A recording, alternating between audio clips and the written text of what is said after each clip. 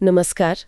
आज हम बिहार के मुजफ्फरपुर में स्थित एक काफ़ी दिलचस्प स्कूल केजीए पब्लिक स्कूल रतवारा चंदन इसके बारे में थोड़ी गहराई से बात करेंगे। जी। तो इस पूरी बातचीत का मकसद ये समझना है कि ये स्कूल मतलब कैसे मॉडर्न एजुकेशन को और साथ ही इस्लामी नैतिक मूल्यों को अपनी पढ़ाई और अपने माहौल में कैसे पिरोता है। हाँ। ये एक अंग्रेजी माध्यम स्कूल है जैसा कि स्रोत बताते हैं, तो ये और भी रोचक हो जाता है। देखते हैं कि ये अनोखा संगम जमीन पर कैसे काम करता है। बिल्कुल, ये अपने आप में एक दिलचस्प केस स्टडी है। स्रोत यही इशारा करते हैं कि स्कूल एक ऐसा मॉडल बनाने की कोशिश कर रहा है जहां एकेडमिक एक्सीलेंस, वो भी अंग्रेजी मीडियम में, हाँ। वो मजहबी यानी धार्मिक और अखलाकी यानी नैतिक शिक्षा के साथ साथ चले। तो ये संतुलन साधना ही शायद इसकी सबसे बड़ी चुनौती भी है और पहचान भी। चलिए इस पर थोड़ा और गौर करते हैं। हाँ, तो शुरुआत करते हैं इसके पीछे कौन है, मतलब लीडरशिप से। स्रोत बताते हैं कि स्कूल डॉक्टर मोहम्मद मुजीब उर रहमान की सीधी देखरेख में चलता है, जी, जिन्हें डॉक्टर मुफ्ती मोहम्मद मुजीब उर रहमान के नाम से भी जाना जाता है। अब ये अपने आप में थोड़ी ध्यान खींचने वाली बात है कि एक जाने माने आलिम दीन, मतलब एक इस्लामी विद्वान, हाँ, मुफ्ती भी हैं। हाँ, मुफ्ती भी, वो एक इंग्लिश मीडियम स्कूल चला रहे हैं। ये थोड़ा सा पारंपरिक रोल से हटकर लगता है। सही कहा। और शायद यही नेतृत्व इस संस्था की क्या कहते हैं नींव और दिशा तय करता है। उनका विजन सिर्फ डिग्रियां देना नहीं है। अच्छा। स्रोत इस बात पर जोर देते हैं कि उनका सिद्धांत है तालीम बराए किरदार, किरदार बराए इंसानियत। तालीम बराए किरदार। हाँ, ये सुना है। हाँ, मतलब शिक्षा का मकसद हो चरित्र निर्माण और उस चरित्र का लक्ष्य हो मानवता की सेवा। ये सिर्फ एक नारा नहीं लगता, ऐसा लगता है कि ये उनके पूरे एजुकेशनल फिलॉसफी का आधार है। तो उनका लक्ष्य ऐसे छात्र बनाना है जो न सिर्फ एकेडमिक रूप से कामयाब हों, बल्कि सभ्य हों, कॉन्फिडेंट हों और सबसे जरूरी ईमानदार नागरिक बने। बिल्कुल। स्रोत में ये भी लिखा है कि ये स्कूल बिहार सरकार से मान्यता प्राप्त है और नर्सरी से 8वीं कक्षा तक चलता है। हाँ, और ये महत्वपूर्ण है। तो इसका मतलब ये एक स्थापित सरकारी ढांचे के अंदर काम करते हुए अपनी एक खास पहचान बनाने की कोशिश कर रहा है। हाँ, और ये दिखाता है कि ये कोई इनफॉर्मल मदरसा स्टाइल की शिक्षा नहीं है। ये मेन स्ट्रीम एजुकेशन सिस्टम के अंदर ही एक खास नैतिक और धार्मिक डायमेंशन जोड़ने की कोशिश है। और शायद ये दोहरा अनुभव, मतलब धार्मिक विद्वता भी और मॉडर्न स्कूल मैनेजमेंट भी, इसी वजह से ये मुमकिन हो पा रहा है। चलिए अब जरा अंदर चलते हैं, क्लासरूम में क्या होता है, यहाँ की एजुकेशन सिस्टम और करिकुलम के बारे में स्रोत क्या बताते हैं। ऐसा लग रहा है कि यहाँ मॉडर्न और ट्रेडिशनल का एक मतलब सोच समझकर मिश्रण किया गया है। बिल्कुल। स्रोत इस बात को हाईलाइट करते हैं कि अंग्रेजी और गणित जैसे जो मॉडर्न सब्जेक्ट्स हैं उन पर काफी जोर है। अच्छा। और इसके लिए बीएससी और एमएससी क्वालिफिकेशन वाले टीचर्स रखे गए हैं। ये इंपॉर्टेंट है क्योंकि ये दिखाता है कि इन सब्जेक्ट्स को बस ऊपरी तौर पर नहीं पढ़ाया जा रहा, बल्कि एक्सपर्टीज के साथ पढ़ाया जा रहा है। विवरण में एक शब्द इस्तेमाल हुआ है, फहमो इदराक पर आधारित शिक्षा। फहमो इदराक, इसका मतलब क्या हुआ? ये रटने के उलट है क्या? हाँ बिल्कुल। फहमो इदराक का मतलब है गहरी समझ और तर्क शक्ति, मतलब लॉजिक डेवलप करना। ओके। यानी गणित के फॉर्मूले रटने के बजाय उनके पीछे का लॉजिक समझना या अंग्रेजी के नियम याद करने के साथ साथ उसे सही ढंग से इस्तेमाल करना सीखना, ये मॉडर्न पेडागोजी का एक अहम हिस्सा है जिसे यहाँ अपनाया गया लगता है। ये तो हुआ मॉडर्न पहलू, लेकिन फिर पारंपरिक मूल्यों और धार्मिक शिक्षा का क्या? स्रोत कहते हैं कि उर्दू, अरबी और इस्लामी स्टडीज, मतलब इस्लामियात, ये कंपलसरी है करिकुलम में। हाँ, और ये उस बैलेंस का दूसरा पड़ा है जिसकी हम बात कर रहे थे। ये सिर्फ ऑप्शनल सब्जेक्ट्स नहीं हैं, बल्कि कंपलसरी हैं। अच्छा, कंपलसरी। जी। मकसद साफ है, छात्रों को उनकी कल्चरल और रिलीजियस जड़ों से जुड़े रखना, उनकी पहचान को मजबूत करना। ये इस बात का संकेत है कि स्कूल मॉडर्निटी को अपनाते हुए अपनी बुनियाद को नहीं छोड़ना चाहता। एक तरह से ये जो वेस्ट सेंट्रिक नॉलेज का एकाधिकार है उसे चुनौती देता है और लोकल कल्चर और वैल्यूज को महत्व देता है। और ये सिर्फ भाषा या धार्मिक पढ़ाई तक ही सीमित नहीं है। मुझे जो बात सबसे ज्यादा इंटरेस्टिंग लगी वो है अखलाकी तरबियत पर जोर। अखलाकी तरबियत मतलब नैतिक मूल्यों की शिक्षा, है ना? सही कहा। अखलाकी तरबियत यानी नैतिक चरित्र का निर्माण। स्रोत बताते हैं कि ये कोई अलग से पढ़ाया जाने वाला सब्जेक्ट भर नहीं है। अच्छा। बल्कि स्कूल के पूरे माहौल का, डेली एक्टिविटीज का हिस्सा है। सच्चाई, माँ बाप का सम्मान, ईमानदारी, डिसिप्लिन, सफाई, कोऑपरेशन, ये वैल्यू सिर्फ बताई नहीं जाती, बल्कि रोजमर्रा के बर्ताव से, टीचर्स के उदाहरण से और स्कूल की एक्टिविटीज के जरिए बच्चों के मन में बिठाने की कोशिश की जाती है। ये कैसे करते होंगे? क्या स्रोत कुछ एग्जाम्पल्स देते हैं? विवरण में सीधे तौर पे तो नहीं लिखा, पर अंदाजा लगा सकते हैं कि जैसे टीचर्स का अपना व्यवहार कैसा है, कहानियों का इस्तेमाल होता होगा, ग्रुप डिस्कशंस होते होंगे और शायद बच्चों के आपस के व्यवहार पर ध्यान देना, ये सब तरीके हो सकते हैं। हाँ। स्कूल का एक सिद्धांत भी बताया गया है, हर सबक एक तरबियत है और हर तरबियत एक सबक। हर सबक एक तरबियत है और हर तरबियत एक सबक, ये तो काफी गहरा सूत्र है। मतलब गणित पढ़ाते हुए भी शायद ईमानदारी या मेहनत जैसे मूल्य सिखाए जा सकते हैं। बिल्कुल। और जब नैतिक शिक्षा दे रहे हैं तो उसमें ज्ञान का तत्व भी होता है। बिल्कुल। ये दिखाता है कि उनके लिए एजुकेशन और कैरेक्टर बिल्डिंग दो अलग अलग चीजें नहीं, बल्कि एक ही सिक्के के दो पहलू हैं। और ये सब सीबीएसई के गाइडलाइंस पर आधारित करिकुलम के तहत किया जा रहा है। तो उसमें भाषा, गणित, विज्ञान, सामाजिक विज्ञान के साथ साथ नैतिकता और धार्मिक शिक्षा का एक बैलेंस बनाने की कोशिश है। तो एक तरफ ये मजबूत नैतिक और धार्मिक आधार और दूसरी तरफ मॉडर्न टेक्नोलॉजी। स्रोत बताते हैं कि हर क्लासरूम में स्मार्ट बोर्ड, प्रोजेक्टर और ऑडियो विजुअल तकनीक है। हाँ। वीडियो क्लिप में भी हमने देखा कि क्लासरूम काफी आधुनिक दिख रहे थे। ये कैसे फिट होता है इस मॉडल में? इस मॉडल का एक और दिलचस्प पहलू है। ऐसा लगता है कि स्कूल टेक्नोलॉजी को मतलब मूल्यों का दुश्मन नहीं समझता, हाँ, बल्कि एक मददगार टूल के रूप में इस्तेमाल कर रहा है। स्मार्ट क्लास बच्चों को जो एब्स्ट्रैक्ट कॉन्सेप्ट्स होते हैं उन्हें समझने में मदद कर सकती हैं। जैसे विज्ञान के एक्सपेरिमेंट्स को विजुअलाइज करना, इतिहास की घटनाओं को जैसे जीवंत करके दिखाना या भूगोल के नक्शों को इंटरैक्टिव तरीके से समझना। तो टेक्नोलॉजी का इस्तेमाल सीखने की प्रक्रिया को ज्यादा इंटरेस्टिंग और इफेक्टिव बनाने के लिए हो रहा है, न कि सिर्फ दिखावे के लिए। हाँ, बिल्कुल। इससे वो जो पारंपरिक रटने वाली पढ़ाई होती है उससे हटकर प्रैक्टिकल समझ बनाने में मदद मिलती होगी। हाँ, और ये महत्वपूर्ण है। टेक्नोलॉजी का सही इस्तेमाल बच्चों की जिज्ञासा बढ़ा सकता है और उन्हें सेल्फ स्टडी के लिए भी मोटिवेट कर सकता है। ये दिखाता है कि स्कूल फ्यूचर की ज़रूरतों को समझता है और बच्चों को उनके लिए तैयार कर रहा है, लेकिन अपनी नैतिक नींव को छोड़े बिना। टेक्नोलॉजी के अलावा और क्या बेसिक फैसिलिटीज?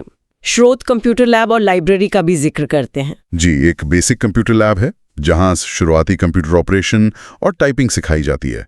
ये आज के ज़माने में एक ज़रूरी स्किल है। हाँ, बिल्कुल। और एक छोटी लेकिन महत्वपूर्ण लाइब्रेरी भी है। उसमें सिर्फ टेक्स्ट बुक्स नहीं है, बल्कि नैतिक, इस्लामी, वैज्ञानिक और बच्चों की रुचि की दूसरी किताबें भी हैं। अच्छा। ये ज्ञान के दायरे को क्लासरूम से बाहर ले जाने और पढ़ने की आदत डालने का एक प्रयास है। तो ये सब मिलकर एक पूरी तस्वीर बनाते हैं। एकेडमिक सब्जेक्ट्स, नैतिक शिक्षा, धार्मिक पढ़ाई, टेक्नोलॉजी का इस्तेमाल, बेसिक कंप्यूटर स्किल्स और पढ़ने का कल्चर। ये काफी कॉम्प्रिहेंसिव अप्रोच लगता है। अब जरा सुरक्षा और जो रोजमर्रा की सुविधाएं होती हैं उन पर आते हैं। आजकल पेरेंट्स के लिए ये बहुत अहम होता है। निश्चित रूप से। स्रोत बताते हैं कि सिक्योरिटी पर ध्यान दिया गया है। पूरा स्कूल कैंपस सीसीटीवी कैमरों की निगरानी में है और गेट पर एक सिक्योरिटी गार्ड भी तैनात रहता है। ये बातें पेरेंट्स को एक मानसिक शांति देती हैं कि उनके बच्चे एक सेफ माहौल में हैं।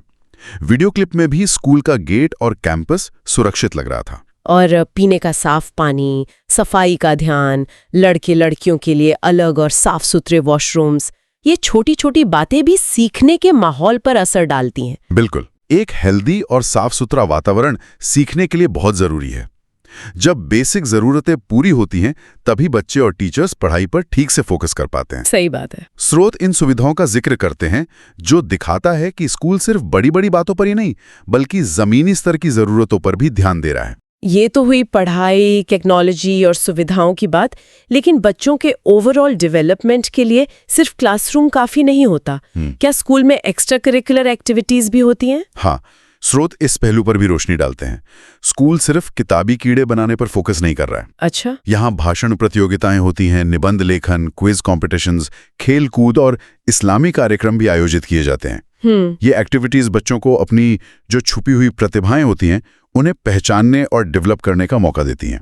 साथ ही टीम वर्क और हेल्दी कंपटीशन भी सिखाती हैं। और एक अखलाकी इजलास का भी जिक्र है जो हफ्ते में एक बार होता है। ये क्या है? अखलाकी इजलास यानी नैतिक सभा। स्रोत बताते हैं कि इसमें टीचर्स और स्टूडेंट्स दोनों हिस्सा लेते हैं। ओके। ये एक तरह की इंटरैक्टिव मॉरल एजुकेशन क्लास है जहां पैगंबर मोहम्मद सल्लल्लाहु अलैहि वसल्लम की जीवनी, टीचर्स के सम्मान का महत्व, माँ बाप की सेवा के फायदे, ईमानदारी के क्या नतीजे होते हैं, इन जैसे विषयों पर चर्चा होती है। ये नैतिक मूल्यों को सिर्फ उपदेश की तरह नहीं बल्कि बातचीत और डिस्कशन के जरिए समझाने का एक तरीका है। ये तो काफी अनूठा लग रहा है। और रोज की रूटीन में भी कुछ स्पिरिचुअल पहलू शामिल हैं। जी, स्रोत बताते हैं कि हर दिन क्लास की शुरुआत दुआ यानी प्रार्थना से होती है। अच्छा। और दिन का अंत होता है सामूहिक अध्ययन या फिर हमदोनात से। हमद यानी ईश्वर की प्रशंसा और नात यानी पैगंबर मोहम्मद की प्रशंसा में कविता पाठ। ये रूहानी तरबियत यानी स्पिरिचुअल ट्रेनिंग का हिस्सा है। ये रोज की दिनचर्या में आध्यात्मिकता को बहुत स्वाभाविक रूप से जोड़ने का एक तरीका है जो बच्चों को एक अंदरूनी शांति और नैतिक दिशा दे सकता है। तो ये सारी गतिविधियां एकेडमिक, टेक्निकल, नैतिक, फिजिकल और स्पिरिचुअल, ये सब मिलकर छात्र के एक बैलेंस्ड और होलिस्टिक डेवलपमेंट की तस्वीर पेश करती हैं। ये सिर्फ सिलेबस पूरा करने से कहीं आगे की सोच है। बिल्कुल, ये एक ऐसे व्यक्ति के निर्माण का प्रयास है जो नॉलेजेबल भी हो, स्किल्ड भी हो, नैतिक रूप से मजबूत भी हो और अपनी जड़ों से जुड़ा हुआ भी हो। इस सब को मुमकिन बनाने के लिए टीचर्स का रोल बहुत अहम होता होगा। स्रोत टीचर्स के बारे में क्या बताते हैं? उन्हें स्कूल अपना सबसे कीमती सरमाया यानी संपत्ति मानता है। हाँ, और ये सही भी है। टीचर्स ही तो होते हैं जो स्कूल के विजन को क्लासरूम तक ले जाते हैं। स्रोत बताते हैं कि भर्ती के समय सिर्फ एकेडमिक क्वालिफिकेशन जैसे बीएड, एमएससी, बीए ही नहीं देखी जाती, बल्कि उनका नैतिक आचरण कैसा है और पढ़ाने का जुनून है या नहीं, इस पर भी ध्यान दिया जाता है। ये महत्वपूर्ण है क्योंकि टीचर्स बच्चों के लिए रोल मॉडल होते हैं, खासकर जब आप नैतिक शिक्षा की बात कर रहे हो। क्या उन्हें ट्रेनिंग वगैरह भी दी जाती है? कि टीचर्स को टाइम टू टाइम ट्रेनिंग दी जाती है ताकि वे टीचिंग के नए तरीकों और टेक्नोलॉजी से अपडेटेड रहें। अच्छा। ये दिखाता है कि स्कूल अपने टीचर्स के प्रोफेशनल डेवलपमेंट में भी इन्वेस्ट करता है। और पेरेंट्स के साथ कैसा तालमेल रहता है? अक्सर अच्छे स्कूलों की पहचान पेरेंट टीचर कोऑपरेशन से भी होती है। स्रोत बताते हैं कि स्कूल पेरेंट्स के साथ काफी करीबी संपर्क बनाए रखता है। हर 2 महीने में पेरेंट टीचर मीटिंग यानी पीटीएम होती है। हर 2 महीने में? अच्छा। हाँ। और इन मीटिंग्स में सिर्फ बच्चे की एकेडमिक प्रोग्रेस ही नहीं बल्कि उसके व्यवहार, उसकी क्या चुनौतियां हैं और कैसे सुधार किया जा सकता है, इस पर भी खुलकर चर्चा होती है। ये एक पार्टनरशिप बनाने की कोशिश है जहां स्कूल और घर मिलकर बच्चे के भले के लिए काम करते हैं। टीचर सिर्फ रिपोर्ट कार्ड देने वाला नहीं बल्कि बच्चे के विकास में पेरेंट का साथी बनता है। ये तो एक बहुत पॉजिटिव तस्वीर पेश करता है। अब आते हैं स्कूल के बड़े मकसद पर, मतलब इसके मिशन और इम्पैक्ट पर। वीडियो क्लिप में कहा गया था कि यहाँ के बच्चे किसी भी मेयारी स्कूल के लायक बन सकते हैं। मेयारी मतलब स्टैंडर्ड, है ना? हाँ, मेयारी यानी एक अच्छे स्टैंडर्ड वाला स्कूल। इसका मतलब है कि स्कूल का लक्ष्य ये है कि उसके छात्र एकेडमिक रूप से इतने कॉम्पिटेंट हों कि वे किसी भी मेन स्ट्रीम के अच्छे स्कूल में या किसी भी कंपटीशन में कॉन्फिडेंस के साथ हिस्सा ले सकें। हाँ, वो सिर्फ अपने दायरे में सिमट कर नहीं रहना चाहते। लेकिन उनका आखिरी लक्ष्य सिर्फ एकेडमिक क्वालिफिकेशन या अच्छी नौकरी पाना नहीं है, जैसा कि फाउंडर का कहना है। संस्थापक डॉक्टर मुफ्ती मुजीब और रहमान का एक कोटेशन स्रोत में दिया गया है जो बहुत महत्वपूर्ण है। हमारे छात्र सिर्फ अच्छी नौकरियों के लिए नहीं बल्कि अच्छी खिदमत के लिए तालीम हासिल कर रहे हैं। खिदमत यानी सेवा, समाज की, देश की, मानवता की। ये सोच एजुकेशन को एक सिर्फ पर्सनल अचीवमेंट से ऊपर उठाकर एक सोशल रिस्पॉन्सिबिलिटी से जोड़ती है। तो स्कूल छात्रों में देशभक्ति, समाज सेवा और राष्ट्रीय एकता की भावना जगाने का भी प्रयास करता है। उनका मिशन सिर्फ डिग्रीधारी नहीं बल्कि ऐसे नागरिक बनाना है जो देश और समाज के लिए फायदेमंद हों। हाँ, ये बात इस स्कूल को सिर्फ एक टीचिंग इंस्टीट्यूट से बढ़कर एक मिशन बना देती है। हाँ, और यही सोच शायद स्कूल को उसकी एनर्जी और डायरेक्शन देती है। ये एक ऐसा संस्थान बनाने का प्रयास है जहां मॉडर्न एजुकेशन बच्चों को दुनिया में कंपटीशन के लायक बनाए और इस्लामी वैल्यूज उन्हें नैतिक रूप से सही दिशा दें ताकि वे अपनी सफलता का इस्तेमाल पॉजिटिव कामों के लिए करें। तो कुल मिलाकर जब हम इन सभी पहलुओं को एक साथ देखते हैं, लीडरशिप का वो ड्यूल विजन, करिकुलम का बैलेंस, टेक्नोलॉजी और ट्रेडिशन का मेल, सेफ्टी और बेसिक फैसिलिटीज, होलिस्टिक डेवलपमेंट पे जोर, टीचर्स की क्वालिटी, पेरेंट्स की भागीदारी और सेवा का मिशन, तो केजीए पब्लिक स्कूल एक बहुत ही यूनिक और सोचने पर मजबूर करने वाला मॉडल पेश करता है। निश्चित रूप से ये दिखाता है कि छोटे शहरों में भी हो सकता है सीमित संसाधनों के बावजूद अगर क्लियर विजन और डेडिकेटेड लीडरशिप हो तो एक इफेक्टिव और वैल्यू बेस्ड एजुकेशनल इंस्टीट्यूशन खड़ा किया जा सकता है। ये लोकल जरूरतों, कल्चरल आइडेंटिटी और ग्लोबल स्टैंडर्ड्स को एक साथ लाने का एक, कह सकते हैं, हिम्मत वाला प्रयास है। तो इस पूरी बातचीत से जो मुख्य बातें निकलकर सामने आती हैं वो ये है कि KGA public school Muzaffarpur modern education और गहरे इस्लामी नैतिक मूल्यों के बीच एक एक्टिव पुल बनाने की कोशिश कर रहा है। हाँ, ये सिर्फ दो अलग-अलग चीजों को साथ रखना नहीं बल्कि उन्हें इंटीग्रेट करना है। लीडरशिप का वो खास नजरिया, करिकुलम का वो सोचा समझा बैलेंस, टेक्नोलॉजी का सही इस्तेमाल और खिदमत यानी सेवा पर आधारित मिशन, ये सब मिलकर इसे एक खास पहचान देते हैं। ये मॉडल में ये भी दिखाता है कि शिक्षा के कई अलग अलग रूप मुमकिन हैं। ये जरूरी नहीं कि हर स्कूल एक ही ढर्रे पर चले। सही कहा। लोकल कल्चर, कम्युनिटी की जरूरतें और एक साफ नैतिक ढांचा भी मॉडर्न एजुकेशन के साथ सक्सेसफुली जुड़ सकते हैं। ये छोटे शहर का स्कूल शायद बड़े एजुकेशनल डिबेट्स के लिए भी कुछ अहम सबक दे सकता है। और यहीं पर मैं आज की बातचीत को एक सवाल के साथ छोड़ना चाहूंगी। शिक्षा का ये मॉडल, जहां आज की दुनिया की जरूरतों को सदियों पुराने ज्ञान और मूल्य परंपराओं के साथ जोड़ने की कोशिश की जा रही है, ये हमारे व्यापक शैक्षिक परिदृश्य को, खासकर भारत जैसे विविधतापूर्ण समाज में, कैसे प्रभावित कर सकता है? क्या हम इस तरह के प्रयोगों से कुछ सीख सकते हैं, भले ही हम उनके हर पहलू से सहमत ना हो? ये सोचने वाली बात है।